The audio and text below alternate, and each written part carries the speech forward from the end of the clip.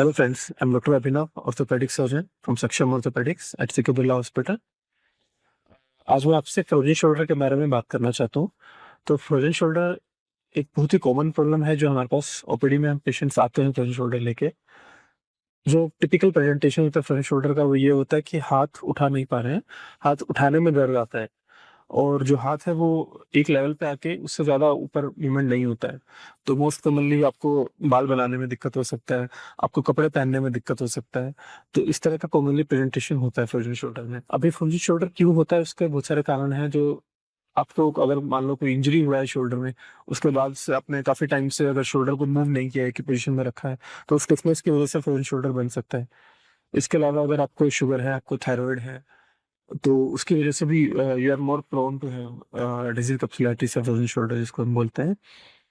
तो frozen shoulder underlying cause भी frozen shoulder के हो सकता है, आपको कोई ऑर्गेनिक कॉज भी हो। जैसे अगर आपको शोल्डर में मसल टियर हो गया है तो इनिशियली आपको पेन रहेगा शोल्डर में, बट मूवमेंट रिस्ट्रिक्ट नहीं होगा। बट जैसे जैसे टाइम निकलेगा हो सकता है आपका मूवमेंट धीरे धीरे रिस्ट्रिक्ट होने लगे and so the muscle tear also can progress to frozen shoulder. So frozen shoulder जो है एक बेसिकली एक ब्रॉड टर्म है जो बेसिकली क्लिनिकल डायग्नोसिस है फ्रोजन शोल्डर।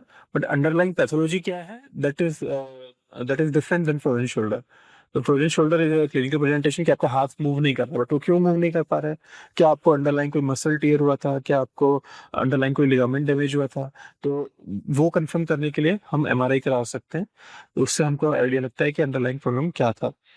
बाकी फ्रोजन शोल्डर के ट्रीटमेंट की अगर हम बात करें तो मोस्ट इंपॉर्टेंट पार्ट इज कि एक्सरसाइज करने होते हैं। तो आपको रेंज ऑफ मोशन एक्सरसाइज करना होता है ताकि जो शोल्डर का स्टिफनेस है वो धीरे धीरे रिलीज हो रहा है। अगर आपके शुगर है, आपको थायराइड है, तो वो हमको कंट्रोल करने की जरूरत होती है।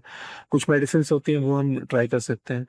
तो इससे भी अगर आपको रिलीफ नहीं मिल रहा है तो वी हैव प्रोसीजर्स आल्सो कि उसमें हम अंडर एनेस्थीसिया मैनिपुलेशन कर सकते हैं, हम उसमें अंडर इंजेक्शंस शोल्डर जॉइंट में लगा सकते हैं।